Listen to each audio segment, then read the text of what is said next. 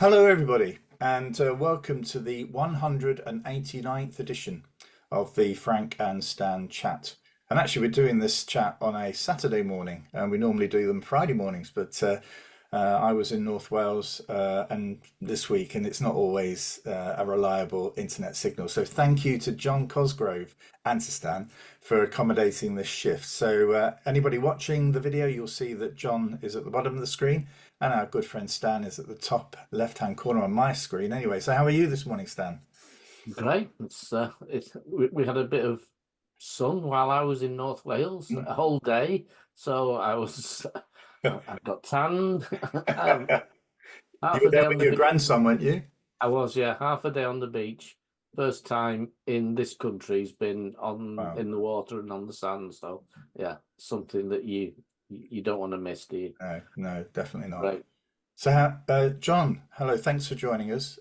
We have not actually met in person, but I have followed, I certainly log on to your WordPress website every now and again, and I was staggered when I looked this week. There are over 70,000 hits on that website.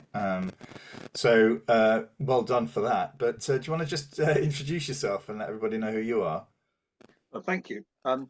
Yeah, my name's John Cosgrove. I'm a retired head. I was teaching for about 40 years, taught in secondary initially, and then made the move into primary, which I thoroughly enjoyed.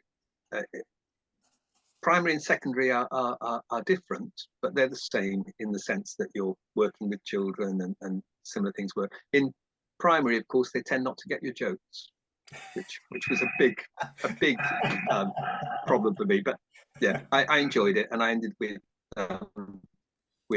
12 years in what was a wonderful school, a really, really good school with fantastic staff, a lovely community, lovely children. So that was a nice way to finish my career. And then since then, I've been writing and doing various other things, but mostly enjoying life. Yeah, great. Whereabouts do you live? In Camborne, in Cornwall, West Cornwall, Wow, almost as wow. far west as you can go, about 17 miles from Penzance. And it's a terrific privilege to live here. It's a lovely, lovely place to live. We brought up our children here. We grew here. I had to move away for part of my career, but we always knew that when we retired, we'd come back, and it is lovely. Yeah. And it's the kind of place where you come back after being away for 17 years and you see the same people, you've got the same neighbors.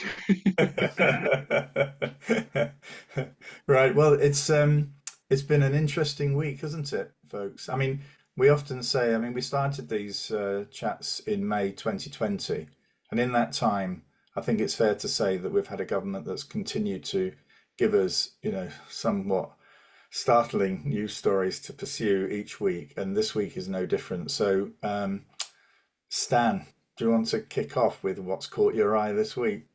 Well, yeah, to put it in context, this is the week of the D-Day celebrations. We are, in that terminology, we are now D+2 today, 2 days after. And the furore that was followed it was because the Prime Minister left the celebrations early and missed the international part of the celebration. And one, I just couldn't believe that somebody would be so, I don't know, crass is the word, I think, to not see that was the thing not to do. And I was trying to relate it, as we usually do, to schools. And I felt it was, the head teacher not turning up for the Leavers Assembly. Something of that nature where parents are appalled, the children are upset, and you've left a really bad taste in the mouth. And my thought goes to who sanctioned this? Because if you're a prime minister, your timetable, your diary is basically set by other people, and somebody or some team of comms teams must have said, "Yeah, that's okay. That won't cause a stir. Nobody will bother." And you think you are not connected to the real world when you've got somebody who's 110 in the veterans saying you've let the country down. I think that's really a massive error on behalf of the people who planned it. Taking it back to the school, though, it's like going back to that point about the Leavers Assembly, which is in the diary, right from the beginning of the term, from the year. You know when that's going to be. And if, say, for example, there was an event or something going on that day where the head teacher was saying, well, I'm going to have to miss this, it's actually the fact that that was in the diary before this new event occurred. Yeah. Now, I think the worst thing for me is, that this was not a pressing family issue, or No. this was something that, I can't believe that ITN were actually telling the Prime Minister, we've got to have this recording on this day.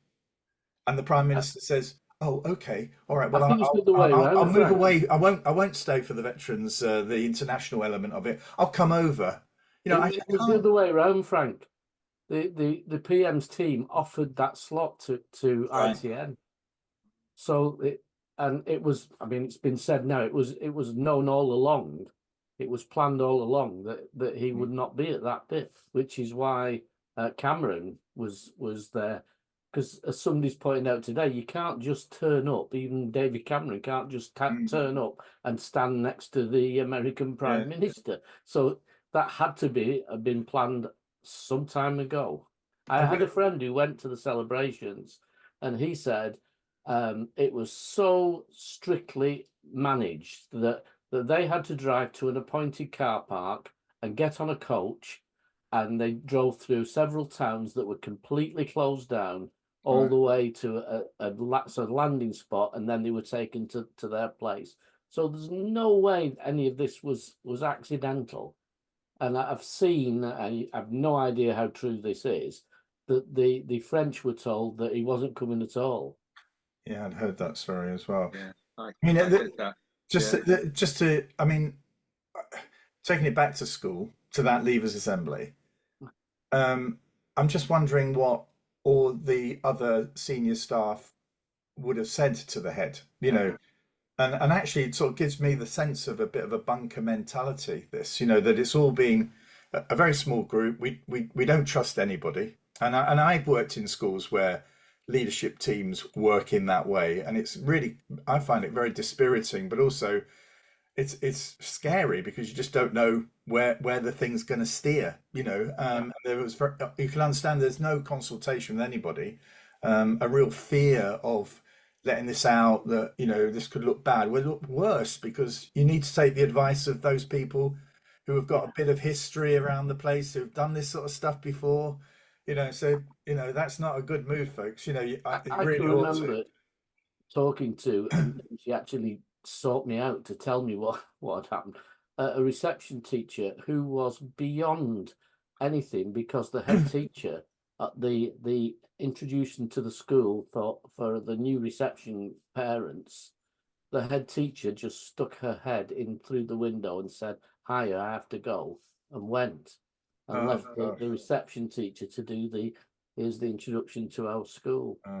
And again, what must the parents think if that happens? If the head teacher's too busy to speak to the new cohort of parents, there's an element of trust that's broken straight away. And it's you don't do it because and that's the bit I can't get about the advisors to the Prime Minister.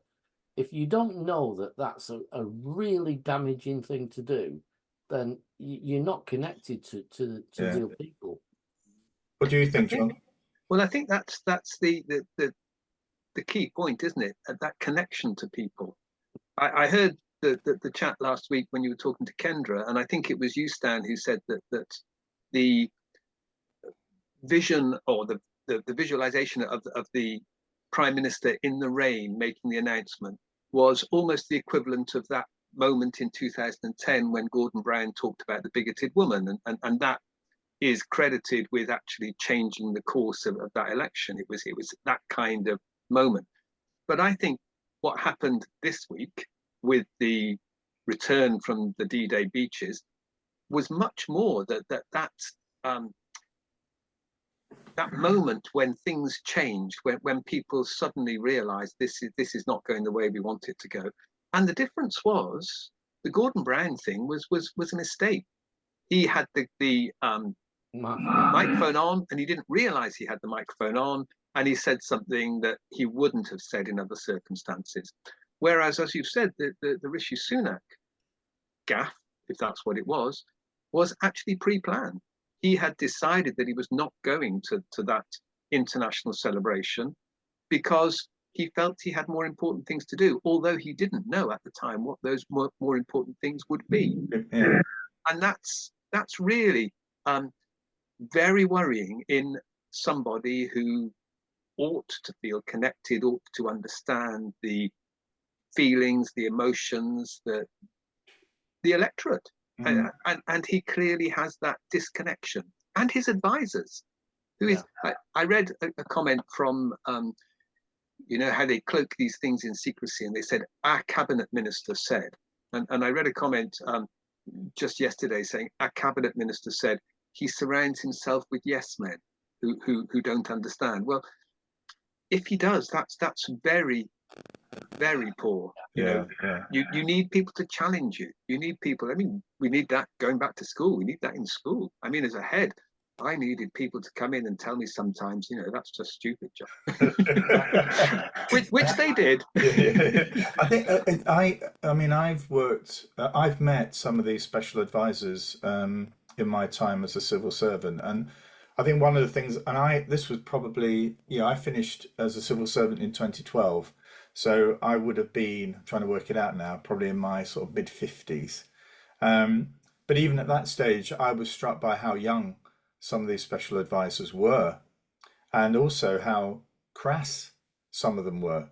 You know, and actually, there is something, I'm not suggesting at all that you've got to have experience and you've got to be of a certain age, but there is something about making sure you get a good balance of experience and also some free thinking, you know, because it's very easy for me to say, oh, well, you know, I've got the answer. Well, I've got an answer, but it's based on my experience, you know, and what I know. But that doesn't mean to say that's always going to break through, you know. So I think there is I mean, I saw, I mean, I won't mention the person's name, but there was a former special advisor on Newsnight last night, and I've met that special advisor. And you know, now he's a middle-aged man, but when I knew him, he wasn't. You know, and actually, I think that there is this thing about coming through the cabinet office delivery unit. That was like your route into a senior role within a sort of a Quango or whatever. And I personally think that's a massive mistake. There really is a need for the likes of Kendra Allen somehow to be woven into, you know, into the system, so that sort of experience can be brought to bear to make sure that these sorts of things wisdom, Frank. Wisdom, which is the difference between knowledge and experience. It's a mixture of both, and that's what was missing in this case. The wisdom to say, actually, no, you may have something more important in your mind to do, but actually, I'm telling you, the rest of the world will look on this very badly. Yes. Yeah.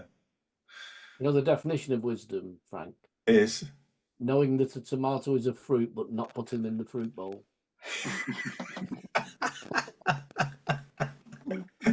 I love these chats. You never know where the hell they're going to go, do you?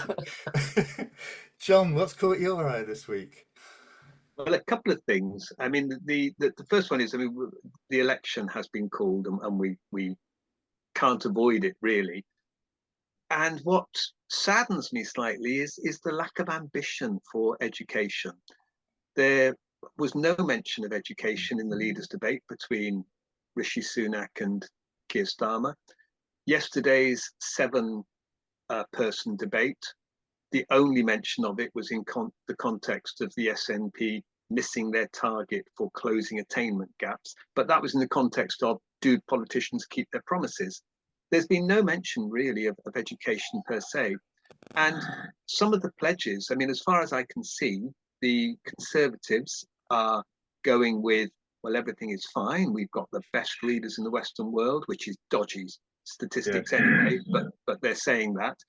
We've put more money into schools than ever before, which is not true, but they're saying that. So they're going with, everything's fine, we're doing a great job, and steady as she goes, we'll carry on. And Labour is coming in and saying things need to change. And we need, for instance, more teachers. but their pledge of 6,500 more teachers is very unambitious. I mean, there are 500,000 teachers in English schools. 6,500 is less than, many less than the number that leave every year. Last year, 9.6% left teaching permanently, and 6,500 is going to be what, one between every 4 schools? It's really lacking in ambition, and it's a shame we're so far removed from education, which was the Blair mantra, and which led to, I think, they got things wrong, but some things wrong, Yes. but it led to a focus on education, which was in the longer term helpful, I think. And I find it quite sad that we're not there now. I know that I think one thing we should mention, I would got a bit of an echo on the line there. Don't know where that's come from. Without mentioning the fact that Michael Gove won't be standing. And when you trace a lot of these things that seem to be going wrong in education back to the start, Michael Gove appears to be around it and part of it. And I think, you know, I saw something saying he was the most influential politician of the last 20 years or something, and that may be, but you need to look at the impact of what he achieved, because in education, even the one, it's my favorite, the Sure Start, ending Sure Start, which is what he did, was vandalism in my view, in terms of disadvantaged and early years. You're absolutely right on that, I think, and also the cancelling of the building programme. Yeah, that was one of the first things they did, and I recall that had an impact on our school immediately, because we had a special unit that we were building, a resource for children with autism, and 2011 this was suddenly, 2010, this was suddenly cancelled. The programme was cancelled. We had to somehow find from our own resources £170,000 that we wouldn't have had to find before. Otherwise, the project would not have happened. And there are 250 schools, is it 250? It's 200 and something schools with this aerated concrete that is causing problems. There are schools with mold, there are schools with buildings they can't use. And all of that has come back to the fact that building programme was cancelled. And the Sure Start was very short-sighted, the building schools for the future, and many of the things to do with the curriculum as well were well. We talked about people who were unhappy now with their reading and English. And you look at what primary children are doing to get through SATs in English, and none of it's very inspiring, is it? It's not. We've lost the creative bit and the enjoyment of reading and writing, I think. Certainly from what I hear from people, in order to do a technical English that can be marked and can be graded, rather than something that can be enjoyed and reflected upon. I've said this, mentioned this before on the chat, but in early December, I met Bridget Phillipson in Blackpool, and at the time we didn't know the election was going to be called. And one of the head teachers who was there said, "You know, I just don't know what Labour's view is going to be on education. You know, I'm sympathetic because I don't like what has happened to education through the Conservative government." But actually, I don't know why I should vote for you. And he was saying that, you know, you haven't got the mantra of education. And Bridget at the time said, well, I hope you're aware that mantra only came in 5 months before the election. Okay, so it captured the imagination. But obviously the manifesto wrapped itself around the education mantra. But actually, I think she got away with it at that point, because I think everyone thought, oh well, yeah, we're months away, we're possibly a year away from the election, but here we are, literally 4 weeks away, and as John has said, we've got the 6,500, and we've got a scorecard proposal. I have anybody that's done this you all will know the dangers that there are in the scorecard is in the detail. Yeah. Having a scorecard and saying we're going to have a scorecard is meaningless, because it's what is on the scorecard will drive policy, will drive the efforts of school leaders into those areas to show that the scorecard, they look positive in it. So I think it is very concerning that we're not Tory bashing, we're not Labour bashing here, but actually this is just poor. 4 weeks away and we haven't got that level of detail. I think I'd be very concerned about what that scorecard's going to include, and what it's going to exclude could be just as bad as what we've got now. Yeah. Yeah, I agree. And the end of the one word judgments is welcome and will be welcomed widely in the profession, but what exactly it's being replaced with is an issue, and I think we need to be told. The other thing that they have committed to, of course, is a counsellor in every secondary school, and I think that given the mental health issues, given the post-pandemic problem with health generally, I think that's going to be a big bonus. I mean, I saw a report this week that says that if you spent £2 billion on providing mental health support in schools, that would be repaid 8 times in savings from other areas like the NHS and so on. My only concern, John, is that it ends up with a teacher being trained to be the mental health person and just loads another job on someone who's not a professional in that area. I just have a fear that that's what it'll be in the end. Here's some money, here's some training, nominate your teacher to be the mental health champion in school, and we've achieved our aim. It's a bit like the GP who's not a GP approach, really. Somebody who is not fully qualified. And the issue is always, I mean, I've been working with some secondary schools last year who were at one of the vanguard areas for this sort of mental health support worker in secondary schools. And the problem is that it's helpful because they know some of the charities and some of the local groups you can direct them to, but it doesn't actually speed up the referral. So, it in a way it comforts, but it doesn't actually make the issue better for those that really do need much more than what that person or what the charity can provide, But anyway, what's caught my eye this week is, should 16-year-olds have the vote? And linking that to, it's a really weird thing, isn't it? Because the Conservative government were talking about conscription and community work, But actually, I found that quite interesting. Why didn't they go community work, of which part of that could be conscription? Or you could actually, have a year working in the army or whatever it may be in the armed forces. But it's just interesting it led that way around. But 16-year-olds, it made me then think about. I've been trying to get myself much more into involving young people into decision making. So when I was working with a local authority, we had an education board. There was no youth voice on that board at all. So we managed to secure a youth voice on the board, and it was really helpful.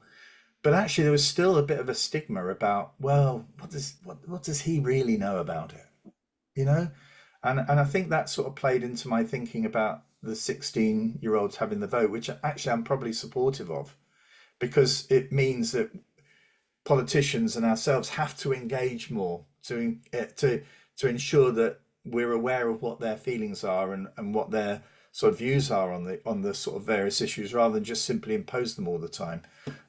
So yeah, I'm probably in favour of it, and not in favour of the conscription community stuff, where I mean, our kids have been community activists, or they're not out there with placards, but they do stuff.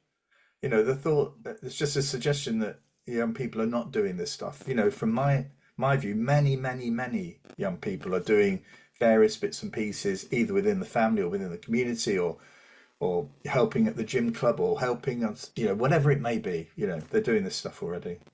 I think I'd say most young people are, rather than sort of, Yeah, yeah, Most. I think what we've got is a typical knee-jerk reaction to what the press cover in terms of what young people are like. So we've got this view that young people are all hanging on the street corners, involved in drugs, involved in knife crime, and we can sort all that by teaching them to use guns better. I'm not sure quite how that works, but it's another, in my view, it's another ill thought out plan. It's a headline grabber, isn't it? Without really the thought that works underneath it. You know, and the day it was announced, somebody said, "So where are you going to accommodate all these young people yeah. who are going to join the army? You haven't got the accommodation." Well, it's not for 3 years or 4 years. You know, so not thought through. How many people can offer opportunities for charity work at their businesses? Because there's a lot of kids. Well, You know, if three businesses high can't school cope kids. with apprenticeships, can't cope with the T levels, you No, know, these you could go on and on. You know, I mean, businesses is yeah. I mean, there's a whole thing here, isn't there, about whether or not education delivers the workforce with the right skills and attitudes, or whether or not the business needs to engage to help that happen. But this feels like it's in that sort of area, you yeah. know. Uh, I'm not sure, because I think we've sort of introduced a counter argument there. We've talked about spads who haven't got the wisdom or experience, and yet thinking that 16-year-olds that's fine to let them vote. I Well, think no, I think the I'm in difference there, favour of Stan, is balance. yeah, the difference is though that the 16, I wouldn't be expecting the 16-year-old to be advising the Secretary of State for No, Education Coming on up with on policy. the assessment strategy, or whether the self-evaluation form used by Ofsted should continue or not. You know, I mean, I'm not suggesting that, but yeah, I do think a shift of thinking from let's keep the pensioners happy because they're our main voters to we need to influence the 16-year-olds might actually mean some money going into schools, some better thought on career education, etc. That might influence it all. But yeah, so yeah, and I have met some fantastic 16-year-olds who know far more about politics than I ever did, and I've also met this well, week a couple of people my age who know nothing about politics, but they know they will vote, and they'll vote for what they read in the yeah. Mail on Sunday, basically. I sometimes go down the road of you've got to take a test before you can get a vote, and I'm not going down that place. But certainly, I mean, having seen Lewis Goodall interview a Reform candidate about his views on migration Yeah, this week, which were based on the fact that he went on holiday and noticed as he was coming through passport control, there were quite a lot of what he deemed to be non-British people coming through. And Lewis said, well, they might be British people that have been on holiday and coming back, or there might be actually it might be family members tourists. visiting some family. Oh, yeah, you could see that. Oh gosh, you know, I think my argument's falling apart here. You know, can Oh, I that guy's putting up about what 5 miles away from where I yeah, I am know now. it's Lee and Atherton, isn't it? I mean, one of the things I'd like to ask John is the debates this week. Then, I mean, particularly the one last night. Was it last night? Yeah, where the seven of them were all there. I mean, you know, what example is that giving? You know, how does that look? You know, how do you I think use that? You know, as yeah. to show I mean, this is how you would get successful. These are the behaviours that you've got to strive to. You know, in order to be, you know, a big person in our political system. yeah. I mean, it's far removed from what we would have understood as a debate, isn't it? I mean, when I was at school, we had the debating society, and there were rules about how you spoke and who could speak and when you could speak. When I was ahead, and we had public speaking competitions and contests and so on. But we encourage the children to speak in particular ways and to present their views in particular ways.